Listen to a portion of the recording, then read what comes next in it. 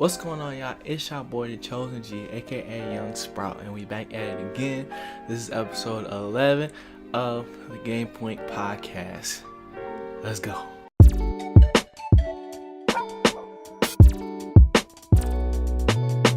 Alright, so this week I'm going to be talking about not specifically some new music or what I've been listening to currently, but mainly like what music really means to me and why like it's one of my favorite things. So as far as music goes, I'll consider myself like a late bloomer, I guess. I've always liked music and I always was into it as far as like the musical side of it, but as far as like liking specific artists or liking a certain type of music, I didn't really know, because all I knew growing up was like church music, gospel music, and stuff like that, and of course like go-go and stuff. But that was more so like, I guess, my foundation as far as like what type of music I like today, because I think that does play like a huge factor in it. But like I just feel like I listen to music differently than other people, and that's the reason I like certain stuff and the reason I don't like certain things, and I can't just listen to anything. If y'all don't know, like music is a real big part of this channel, and part of the reason why I do the mixtapes and stuff, and like why that idea even came about, because that wasn't the original content on the channel. But what I want to talk about is like, because music helps me get through tough times. Music helps me, celebrate the good times, and it's like a constant part of my everyday routine, I guess. So I'm gonna give y'all my list of my favorite artists right now, and it's like, when I first started really listening to music, it was probably freshman year of college. The first artist that I really like dove deep into, I kind of went backwards. So I started off with Common, which is not really too far back, but then I went to like, the Biggies and the Tupacs, because obviously I've heard the music before, but like I never really listened, you know what I'm saying? I never really was like, oh yeah, this is crazy, like this is genius, you know what I'm saying? And as time goes on, I found, basically I think it was like sophomore year, I found out about Chance, and then Chance was like where it really clicked, like where I was like, oh yeah, like I was already like into music, but I was like, dang, this is the first time like I'm into like somebody's like whole, like, I can't tell you the amount of times I listened to acid rap, and then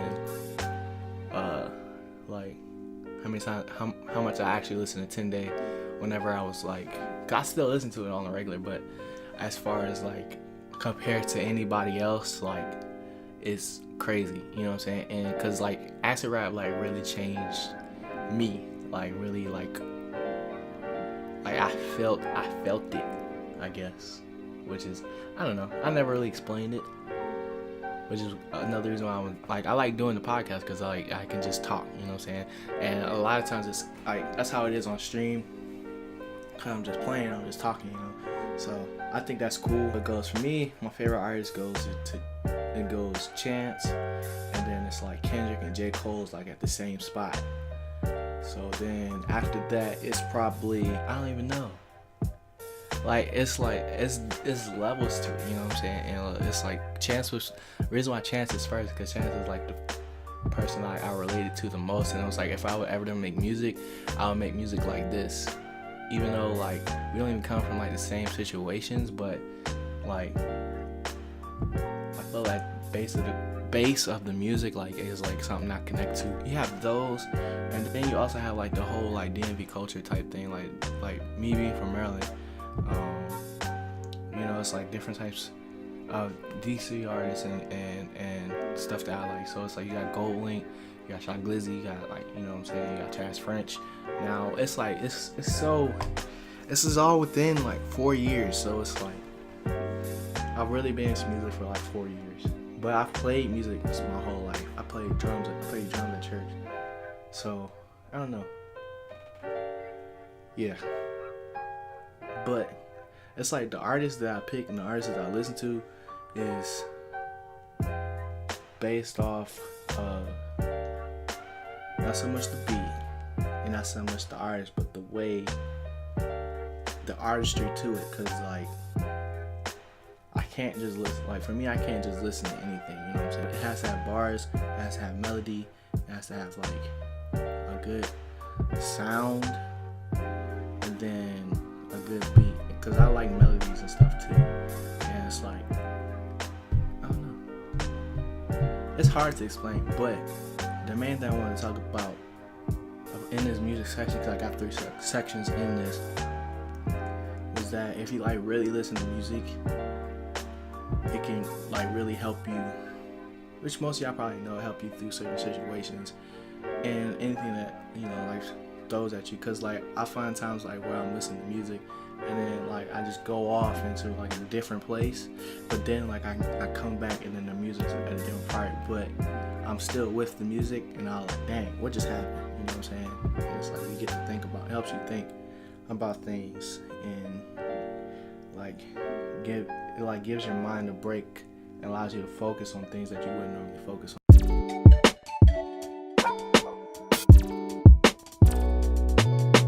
So what's been going on?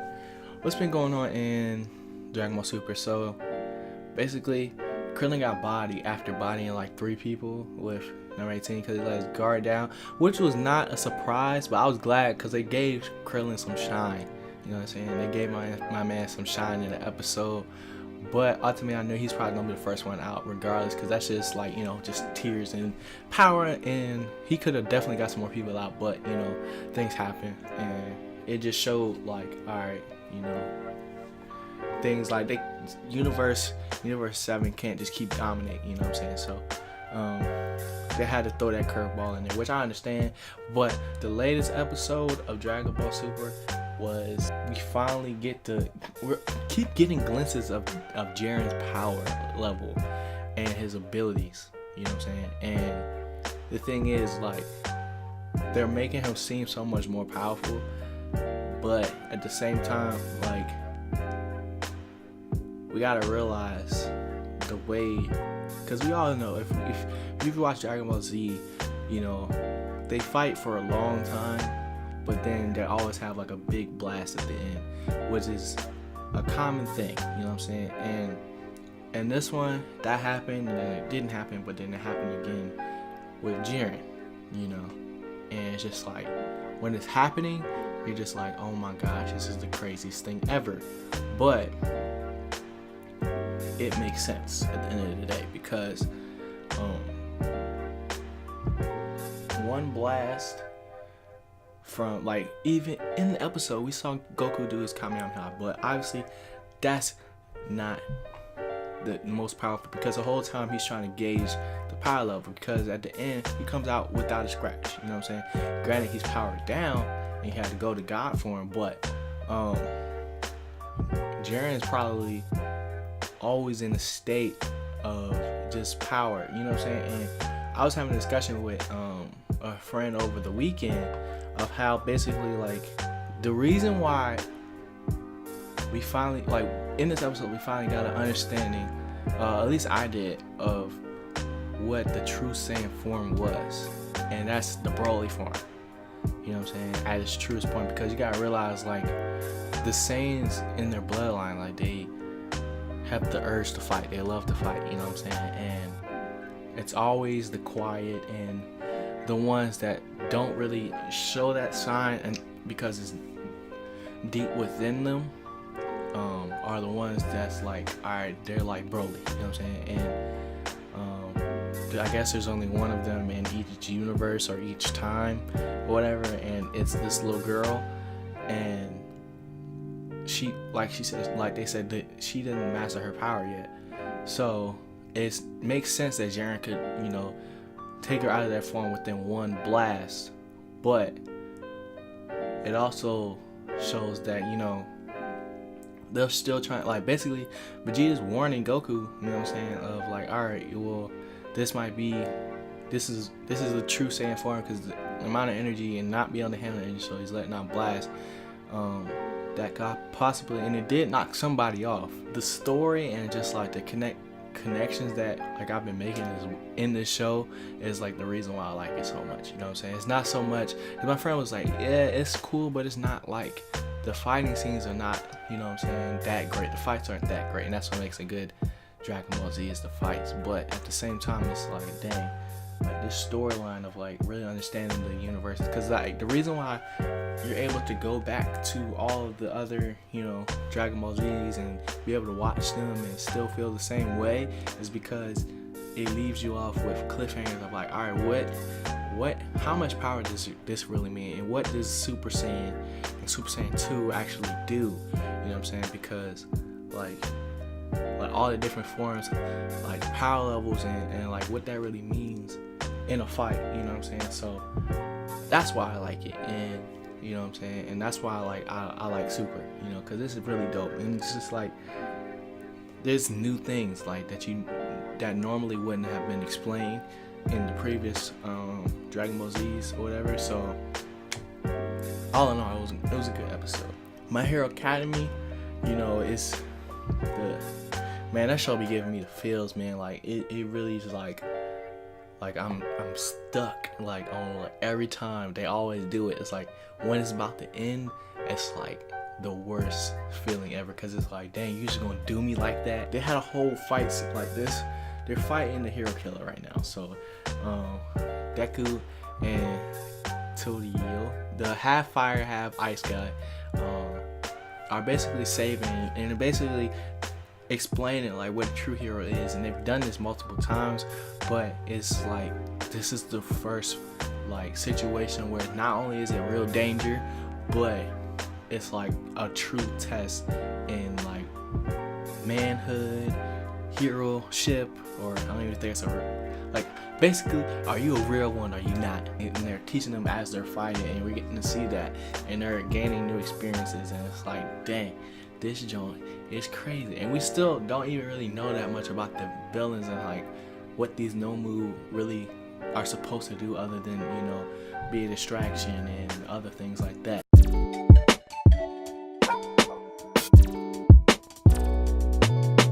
So last weekend was a big weekend. Even before that, we had a good week as far as the channel goes. I don't know if I put this in this episode, but you know, Trayvon Duvall liked the video and retweeted it on Twitter, and you know, they got the channel some buzz, and we got some new people, and that video is doing really well, and I expect those videos to do well. We're gonna talk about Twitch too, so I haven't put out another mixtape since that one, but I have put out the second Sprout mix. My whole goal with the Sprout mixes is basically to get my reps in. Like the way I look at YouTube and Twitch, and each video, each mixtape is basically I'm getting my reps, because I want to get better. I want to keep getting better. You know what I'm saying? So this time I did a My Career mixtape, you know, and well, not my career, but a park mixtape. You know what I'm saying? And it was the first park mixtape, and I think it was really good compared to the other mixtape. Is that like I'm still learning, because I want to see what people like. You know what I'm saying? So I gave them what my idea of a park mixtape should be, and I feel like next time I do a park mixtape, it's going to be basically some of what other people do, but still add my own style to it, because this time I focused more so. I zoomed in on the player. Y'all, if y'all seen the video, y'all seen it. So leave some comments down below. Tell me what y'all think about it. Now on the Twitch side of things, we attempted our first 24-hour stream with my boy Chris, Chrissy Light, and I was not ready for it. Cause I'm gonna just say that I was not ready for no 24-hour stream, but it was like really, to me, it was really successful, and it taught me a lot. You know what I'm saying? It taught me a lot about streaming, and it was a really good experience. Would I do it again? Yes, but not for a long time, because like I think this time I really wasn't prepared for it, because it's a different thing between staying up 24 hours and doing things and going places and, you know what I'm saying, having other things to do, than to stay up 24 hours because you want to.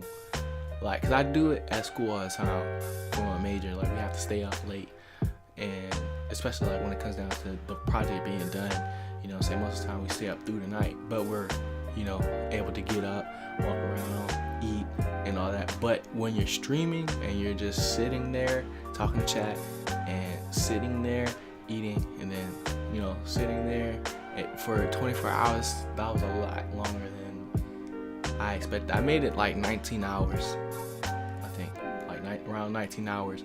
And if we had started a little earlier, then it would have been good. But I think it was mainly because I didn't get that much sleep the night before, because I was at my friend's. I was at Chris's house, or Chris's apartment. Because I helped him film a video, it's up on his channel, and yeah, we just talking about Twitch, talking about, you know, just different things. We play ball, all that, you know, just visiting. But he came up with ideas like, yeah, let's do a 24-hour stream. So I was like, all right, let's do it, you know what I'm saying? Try and get my reps in, you know what I'm saying? So that was good. We got a lot. We almost had like 40 followers on Twitch now, which is good. And I appreciate everybody, you know, that came through on the stream, you know, retweeted the stream, all that, you know what I'm saying, for my followers on Twitter, and, you know, all the love that was shown, you know what I'm saying? And played new games, played old games, played 2K, you know what I'm saying? And it was just an overall good stream, good experience. After that, I was knocked out, like I was done. So that was good. And as far as like new things,